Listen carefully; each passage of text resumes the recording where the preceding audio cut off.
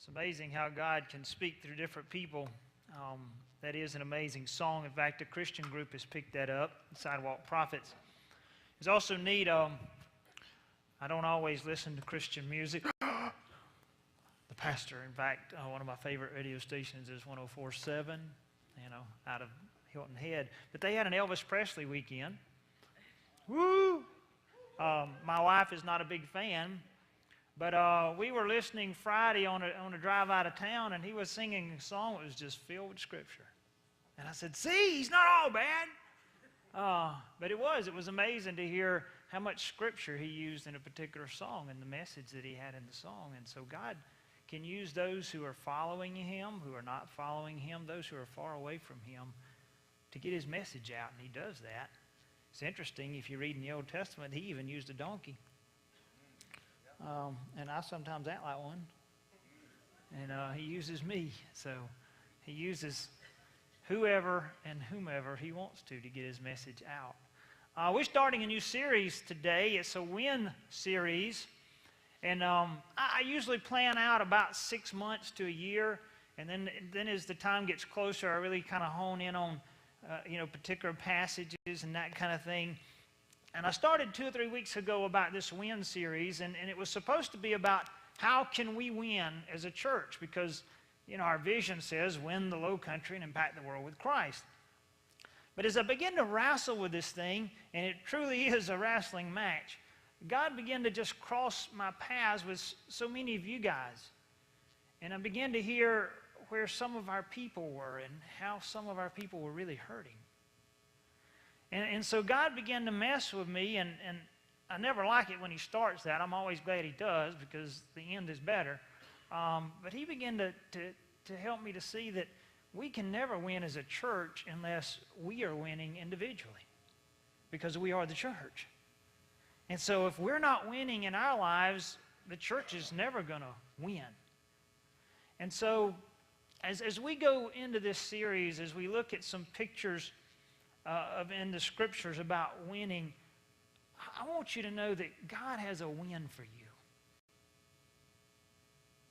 Now, some of you may have a hard time believing that, but God has a win for you. He wants you to win. I want you to win. And when we all start winning as individuals, because we are the church, we make up the church, when we start to win, the church will win.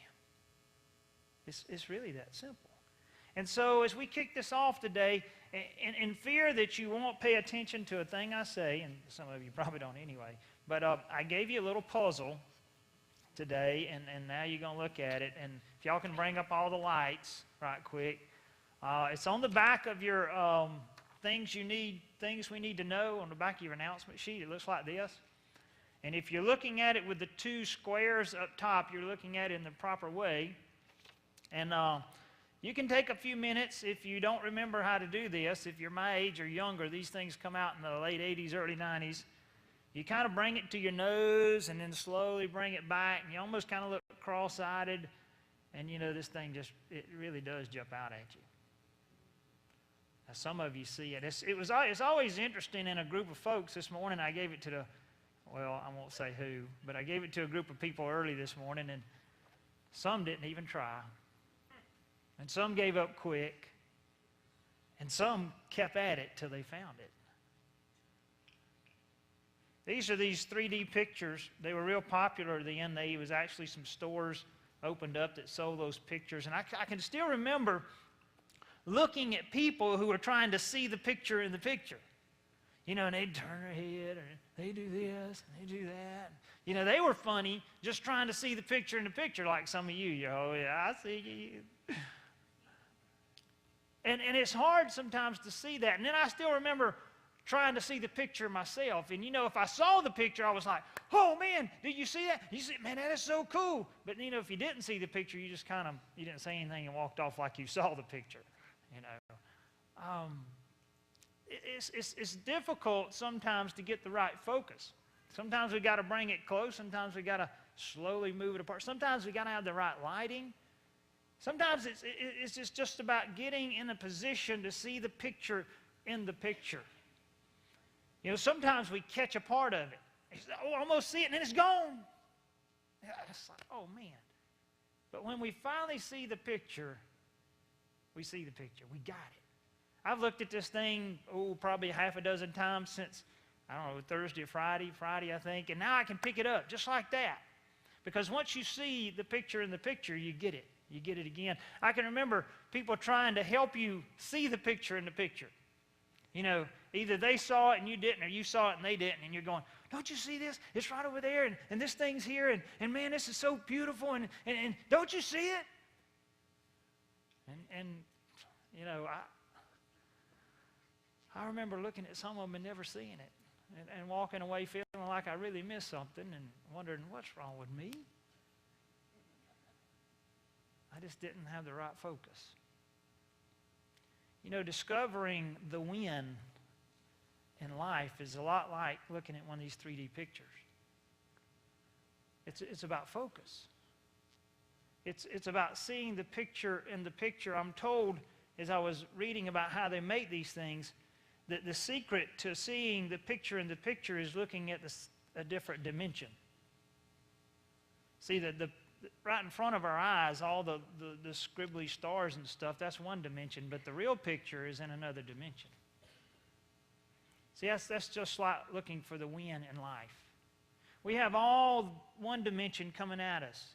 Bills, stress, worry, sickness, broken relationships, on and on and on. All those things that get in our first vision, our first dimension. And there's so many things that get in there that oftentimes we can't see the next dimension. We can't see the picture in the picture. We can't see the win. And so as we start this out, I want us to be challenged. I want us to be challenging ourselves, challenging our focus, challenging our own lives as to what do I have in focus? What's the picture that I see in the picture? What dimension has got my attention? Because that's where we all struggle at. You see, I think we all want to win. You want to win? I want to win. In fact, that's what we're doing in life. We want to win. The only problem is there's not a lot of wins going on. You know, we look at the news. There's not a lot of wins right there. You know, we look at our city. There's not a lot of wins right there. We even look at our own lives and we say, you know, I ain't had a lot of wins in my life. You know, I wonder if because there's so few wins around us, we've forgotten what the win really is. We've forgotten what it takes to win. We've kind of given up the hope, like we were singing a while ago, that, well, maybe I can't obtain the win. Maybe I'm just stuck in this life. This is just the way it is for me. I'm not going to have any big wins. Let me ask you, when was your last big win in life? Some of you may be struggling to answer that. And not only are we supposed to have big wins, we, followers of Christ, we're supposed to be helping those folks out there have big wins. And if we're struggling with the win, how can we help them have the win? Jay Myrick and myself, we went to a house this week, a house that we're going to be doing some work on, and Jay got to meet the lady for the first time. I had met her before. She's a lady who's got raising 2 children by herself. One of them's very autistic. And now her mother, who was helping her with the kids, has cancer. And there was nothing in this lady's voice, and there was nothing in this lady's look, and there was nothing in her words that said she had had any kind of win. And that's the kind of the world we're living in, a world without real wins. And so as we start into this series, I want us to wrestle with something, and it's really going to be a wrestling match. I mean, it's going to be an all-out wrestling match because we're going to have to deal with some mindsets and a focus that many of us have had for a long time, maybe a lifetime. And we're going to have to wrestle with the fact that we have a world that is pumping into our hearts and into our minds and into our soul what a win is. And that's what the world's trying to convince us, that this is a win and that's a win. And so many of us have chased after some of those wins. We look at this guy and, oh man, his life looks like a win, and so we run after it a while only to find out that's not a win. And we go after this thing and we go after that thing. That's got to be a win. And only after putting time and energy and our heart on the line, we find out that's not a win. And so here's the struggle. Here's the all-out wrestling match. Here's the question we're going to deal with. What does it really mean to win in life? What's the real win? And what's it going to take to get the real win? You see, I'm convinced if we figure out what the real win is and we all start doing it, then we as a church is going to win. Winning is winning. I want you to hang on to that one. Winning is winning. All right? Keep that phrase in your thoughts. All right, y'all quit looking at the puzzle now. Some of you. How many got it? How many seen the picture? Oh, yeah, there's a few. There's a hint. And Chucky gave me the hint, and I missed the hint. It's my car, but it's not a picture of a car. Thank you, Chucky. That was a good hint. Here's a question. You guys know I love questions. Did Jesus win in this world, in this life? I mean, really, in his time on earth, did he win? I mean, he never had a home. At the age of 30, he never kept down a regular job. He was accused of a capital crime and was sentenced to death as a capital punishment. He died poor and naked. He didn't have any insurance to cover his burial. He didn't even have no insurance to cover his medical needs had he survived. Did Jesus win on earth? Oh, yeah, that's the church answer. We're in church. Yeah, he did. Well, let me ask you, were you in his shoes? If it was you facing the cross, if it was you who had all your friends just desert you the night before, if it was you who were broke and coming to the end of your life having wondered, have I accomplished anything because the people I poured into my life into, they all just ran and ran away. Did he win? Now, he's Jesus, okay, and Jesus is God, and Jesus is perfect, and so let's get somebody else who is just human. I mean, God was human, but I mean, Jesus was human, but he's also God. So let's get just a human. How about Paul, the Apostle Paul? Now, here's a guy who was climbing the ladder of success. I mean, he had everything going for him. Here was a guy who he was a part of the leading political party of the land. He was a Roman. And not only that, he was a part of the leading religious body of the land. He was a Pharisee. He was wealthy and he was getting richer. He was outpacing, out-achieving, outdoing everybody in his clan of people. He was on his way to the top. More than likely, he would have become a chief priest of his people. But then he got blinded on a road, and his sight was never the same again. In fact, he lost everything.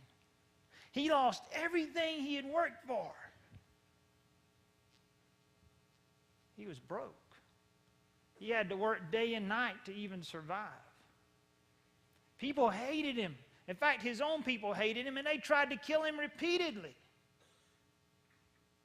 So did Paul win in this life?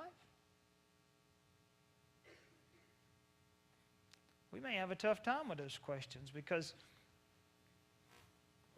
many of us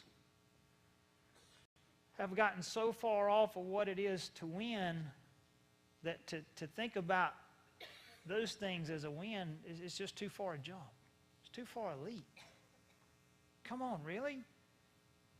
Did Paul win in this life? Did Jesus win on earth? That's tough. That's tough to look at their lives and try to decide if that was a win because, man, I don't want to go through that stuff. I don't want to give up my stuff. I don't want to be on it. running from the law. I don't want to be running from the religious establishment of the day. I don't want to be sentenced to death. What's a win? Winning. Winning is winning. Paul was used of God to talk about winning. It's in 1 Corinthians chapter 9, verse 19. He shared about winning. And we're going to look at some more passages as we wrestle with this idea of what is winning. Look what Paul says, God says through Paul in 1 Corinthians 9:19. He said, although I am free from all people, I have made myself a slave for all people to win more of them. I became Jewish for Jewish people. I became subject to Moses' teachings for those who are subject to those laws. I did this to win them, even though I'm not subject to Moses' teaching. I became like a person who does not have Moses' teaching for those who don't have those teachings. I did this to win them. Even though I have God's teachings, he said, I'm really subject to Christ's teachings. Verse 22, I became like a person weak in the faith to win those who are weak in the faith. I became everything to everyone in order to save at least some of them. I do all this for the sake of the good news in order to share what it offers. 4 times in this passage does Paul say win. He was about winning. And he repeats it over and over again. Notice what he says to start with. He says, although I am free from all people. Paul was saying, I'm a free dude. I'm free. You see, he was a Christ follower. He was a disciple of Christ, and so he was free. God had set him free. He was free from any man. He was free from deadness. He was free from the rule of a government. He was free. You know, we say we're free. We're free to be what we want to be. And we're free to go after our dreams. And we're free to go after what we think is a win. And some people think freedom is winning. We just need more freedom. Freedom to live as we want to live. Freedom to marry who we want to marry. Freedom to have sex with whoever and wherever. Freedom. If we just had more freedom, we'd win. You know, I've become aware that our generation, us, we will probably be judged in history on how we deal with same-sex marriage. A couple of generations ago, were judged on how they dealt with abortion. We're going to be judged in history by how we deal with same-sex marriage. You know, we should be able to sleep and marry who we want to, right? Freedom! We should be able to kill unwanted babies and old sick people who don't give to society anymore. Freedom! Ain't that what we're all about, freedom? I heard a disturbing truth about our county again this week, and I say our county because it's my county now. God's given me a heart for these people. Hampton County leads the state in HIV/AIDS cases. We have more HIV/AIDS cases than any other county in the state. That's not where we want to be winning. Not only that, South Carolina was voted the 4th worst place to live in America. We almost went in there. There's not a lot of wins around us. We think it's freedom. Maybe if we just have the freedom to do what we want to, we'll win. And even us disciples, us followers of Christ, we bought into the fact that the American dream is the win. Folks, I love America. And I thank God almost daily that He had me born into this place and this time. But I'm telling you, the American dream is not the win. Okay? And we even see that falling apart before our very eyes. The win was around before America was. The win will be around after America ceased to exist because, by the way, it is temporary. like all earthly kingdoms. So what's to win? What did Paul say?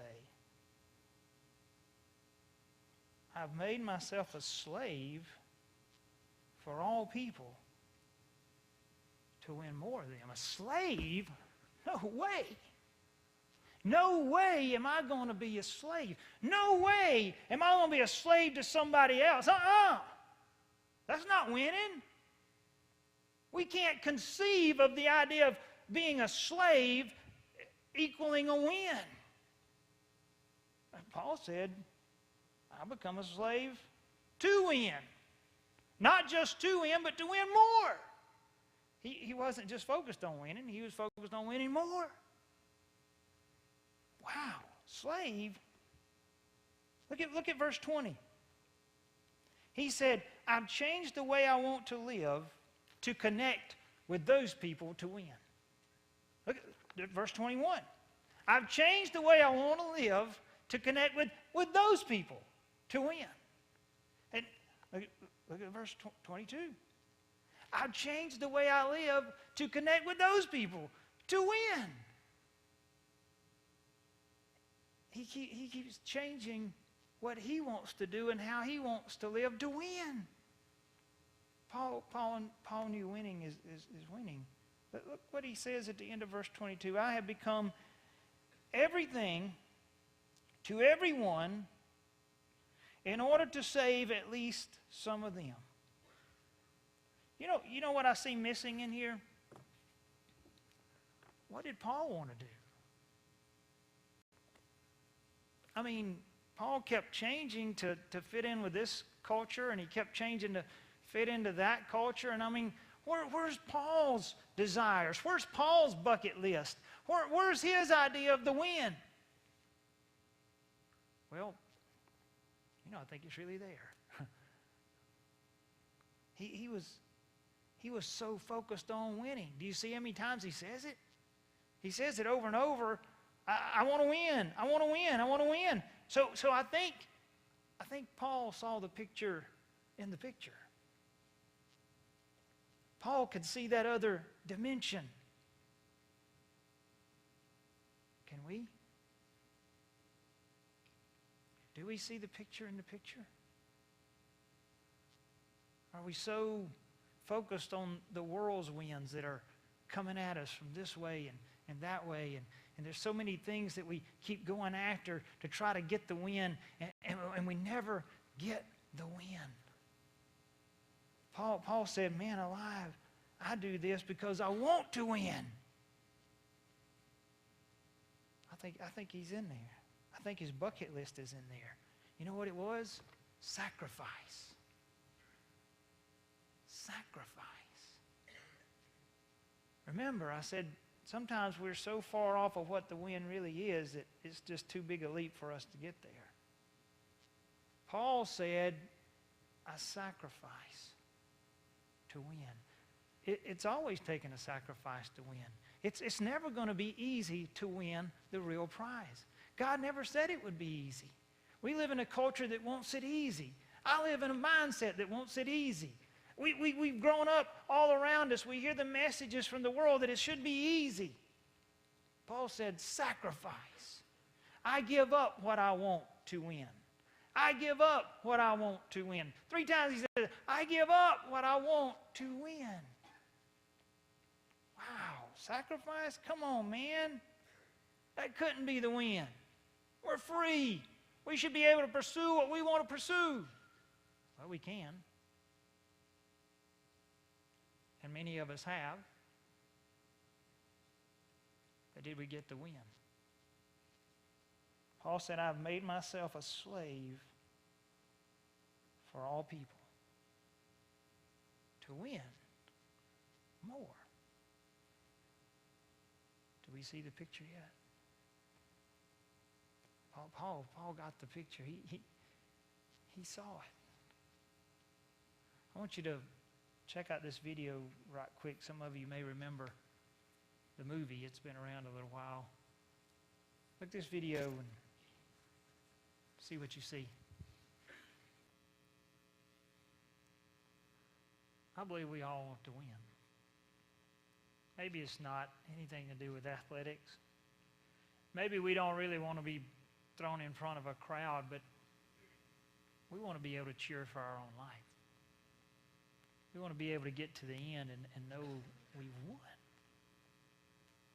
God was speaking through Paul to help us understand more of what it was to win. And we need to really look as we wrestle with this other part of this passage to see how Paul was winning and what winning looked like. And let's try to capture that. He goes on in verse 24. He said, "Don't you realize that everyone who runs in a race runs to win? But only one runner gets the prize. Run like them so that you can win." That's what we need to hear. Run like the winner wants to win the prize. Run like them, like you want to win. That's what God's saying through Paul. He says, everyone, verse 25, everyone who enters an athletic contest goes into strict training. They do it to win a temporary crown, but we do it to win one that will be permanent. So I run, Paul's talking here, he says, so I run, but not without a clear goal ahead of me. So I box, but not as though I were shadow boxing. Rather, I toughen my body with punches. Toughen my body with punches. Very graphic here. And make it my slave, so that I will not be disqualified after I've spread the good news to others. God was speaking to those people who got this letter first, the church in Corinth, and as well as he's speaking to us. And he's trying to help us to get a clear picture of this thing called a win. You see, in Corinth hosted the second largest athletic event in the world at that point in time. It was second only to the Olympics. Only like the Olympics that went from town to town, Corinth hosted an athletic contest that was always in Corinth year after year. In fact, it was the biggest thing that this city did. And everybody in Corinth knew how important it was to be in this contest, and they knew what it took to win in the contest. And so this was a very graphic picture both to those people and to us as to what it means to win. Winning is winning. And Paul says, look, you gotta run like you want to win. You see, we are so distracted by all the things that look like a win. And so often we run over here. And then we run over there. And then maybe we run this way. And we run that way. And we all know that if a runner in a contest keeps changing directions, he never wins. And yet that's the way most of us have lived our lives. You know, we make a joke out of it, but sadly most of us believe it. You know, the one who dies with the most toys wins. And so we run the race to get more stuff. And we work more hours to get more money to get more stuff. Or we just go into debt to get more stuff. And we thinking that more stuff must be the win. And for those of us who have tried to run that race, and I'm one of them, we know that's not the win. Or maybe we see, you know, if we dress like this, or if we are part of this crowd, or if we're doing this thing, it's a win. Only to find out it's not a win. Paul says some things in here that are pretty tough. Verse 25. Look what he says is needed to win. Strict training. Whoa. No. This thing's supposed to be easy. I mean, I'm supposed to be able to chase my dreams and get my dreams and I'll win because that's the American way. And in fact, right now, the government will even help me chase my dreams. That's not the win. Paul said it requires strict training. we ready for that? Do we really want the win? Because if we really want the win, the real win, it requires strict training. That goes beyond a couple hours on Sunday morning. You know, somebody's training for an athletic event, it's daily. I run 3 to 4 miles a day. Try to do it every day. If I skip some, boy, I know I skip some. It's strict training over and over and over again. If we want to win, and I believe we all want to win, it's going to require strict training. Look what else he says. Now, this is so important. Verse 25. They do it to win a temporary crown, but we do it to win one that will be permanent. Stop. This is the stop sign. This is a stop. We gotta deal with this one. Man, don't miss this one. Because this right here is the motivation to why we sacrifice. This is the motivation as to why we change to connect with those people. See, Paul was he was a genius of a writer. And if you read his writings and if you study him, a lot of times Paul will drag you on 2 or 3 chapters and take you back. And so that's what Paul is doing right here. He's taking us back to verses 19 and 20 and 21 and 22. He gets to the end, he takes us back, and he's saying, look, guys, wow, do you want the temporary crown or you want the permanent one? You see, I think this is the reason why so many of us aren't seeing the real win. Because we're going after a temporary crown. We're going after the temporary win. Let me ask you, how many of you got $1,000 or more in your tax refunds this year? Go ahead, I ain't writing down names, just, yeah, I see a few hands. I did. Where'd it go? What'd you spend it on? Maybe bills? What bills? Temporary win. When did the new car smell leave your car and the payments kept going? Temporary win. Degrees, promotions, boyfriends, girlfriends, all temporary wins. Do we want the temporary win or do we want the permanent win? I don't know about you, but I want the permanent one because I've had some of these temporary ones and they never satisfy for long. I got to go back for another win. Permanent satisfies. Permanent fills my desires. Permanent lasts. Temporary means I got another win I got to accomplish. And most of us are tired. And most of us have seen the dead end of so many attempts at a win that we're about ready to give up. And I know where some of you are. Because I hear from you ready to throw in the towel because you can't see a win. Can we see the picture in the picture? We got to look past that first dimension. We got to look past the temporary wins. Paul said, man, we're going after a permanent win. That's the picture in the picture. Winning. That's winning. And look what he says.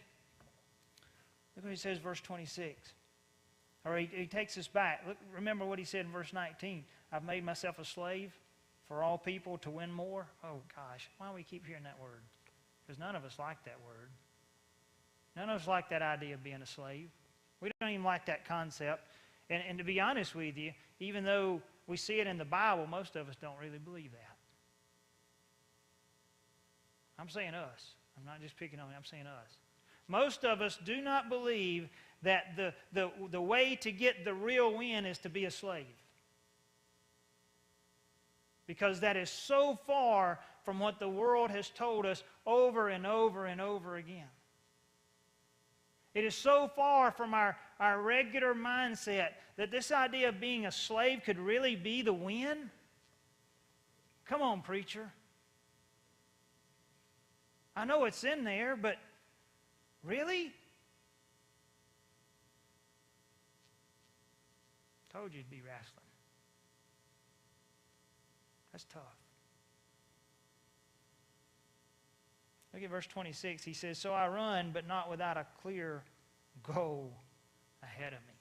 Okay, so the motivation was the permanent crown versus the temporary crown. Here's the focus. Here's the focus here. What does he say? He said, I got a clear goal ahead of me. You see, if we don't see the picture in the picture, if we don't have the right focus, if we can't see the next dimension, then we don't have a clear goal ahead of us. I don't know about you, but I've spent a lot of my life chasing after unclear goals. And most of the people that I sit down and talk with, they chase after a life of unclear goals. They getting into a marriage for what they can get out of it. Wrong goal, wrong focus. They're trying to get out of life what will bring them pleasure. Wrong goal, wrong focus. They're going through life about, what can I get out of this? Wrong goal, wrong focus. You see, that's our battle. That's the struggle. And Paul says it very clear. He said, I run, but I got a clear goal. Let me ask you. What is your goal to bring you a permanent win on earth?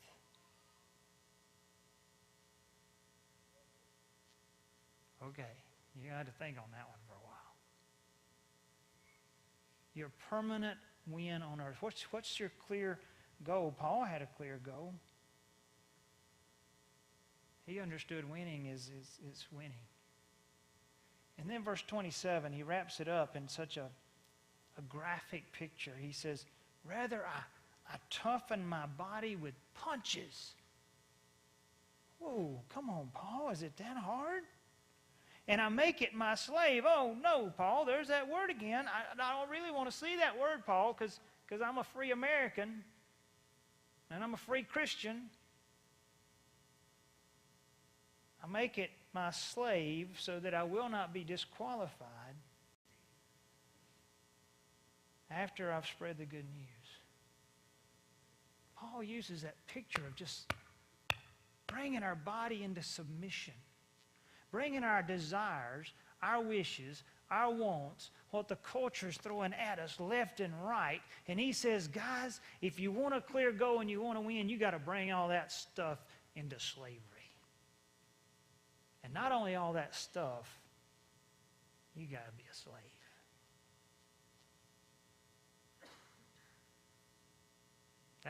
That's what Paul seen as a win. That's what he was doing. Wow. That's pretty tough.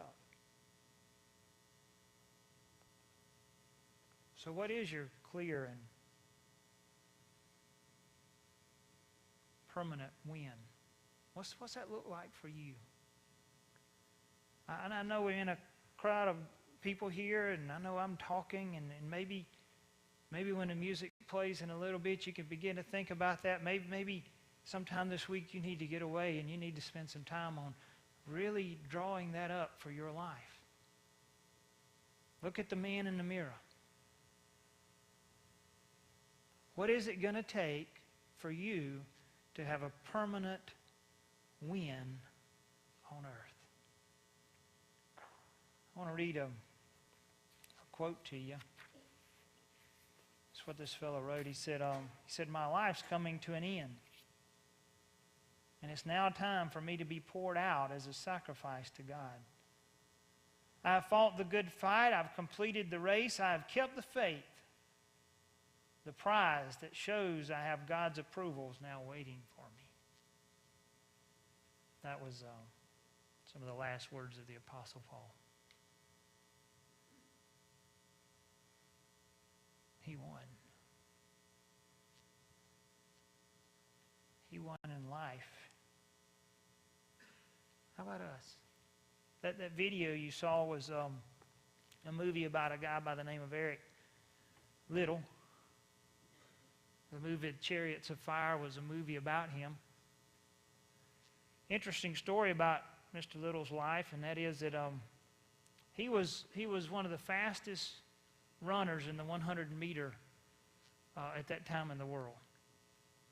He was predicted to win. In fact, the world has said, this will be your win. This will be yours. You're going to win the gold in the Olympics in the 100-meter. A few weeks, I think it was, maybe a week or so before the race was to be run, Eric Liddell discovered that it was being ran on a Sunday. And he refused to race on his Lord's day. He didn't win the race. He withdrew from the race. He wasn't even in the race. The rest of the world said he'd failed. You lost your opportunity to win a gold. What's wrong with you? A few days later, they were running the 400-meter, something Eric Liddell had never trained for, 4 times longer than the race that he was going to race. But he entered the race. And as you heard on the video, he had run 2 other races that day, and he won the gold. But now here's the real win for Eric Liddell. A matter of weeks after winning the gold medal in the Olympics, he went back to China to be a missionary where he had been born of missionary parents. He went back as an adult. He walked away from the fame and the fortune and a future of maybe winning more golds to serving God in China, a place where he would die as a prisoner and never even see his 3rd daughter born. So did Jesus win on earth? Did Paul win on earth? Did Eric Liddell win on earth? I think so. But it looks a whole lot different than the wins that our world tells us is a win. And I don't know about you, but I'm looking for that kind of win. I just believe that my God loves me enough that He wants me to win not only here, but He wants me to win there. And it's not just a win there, but it's a win here too. I mean, we know there's a win in heaven. I mean, that's a permanent win there. And Jesus died on the cross so that we could have that win. And we got to make Him our Lord and Savior and live for Him to have that win. But I'm convinced that He don't want me to just win that win, that He wants me to win here.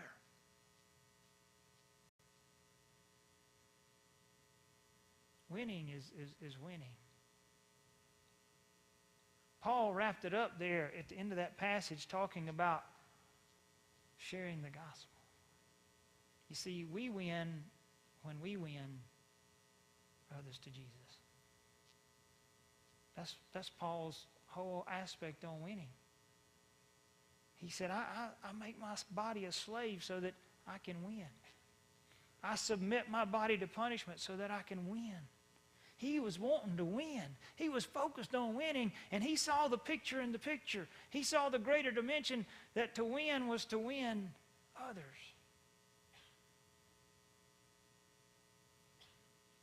I want to win. I think y'all want to win. I think we all want to win. That's why we're striving in this life to win. But are we running after the right win? You know, we're never going to win without Him. That's the first step. Do you know Jesus as your Lord and Savior? Somebody came to know Jesus that way last Sunday. Maybe today's your Sunday. You're never going to win without Him. And that's a permanent goal that He has for all of us. And I want to make sure you have it. And that's why I'm going to be down here in just a minute, so that you can win that one. But I am convinced, and I believe with all my heart, my soul, my mind, from God's Word, that He's got a win for us right here. Now, what do we got to do to get that win? At first we got to have Him. We're not going to win without Him. But how about the win here? What do you need to do today to start winning here. No more temporary wins, no more dead-end roads, but real wins, permanent wins. I want to win. You want to win? I think you do. I think we all do. I'm going to ask you to stand with me.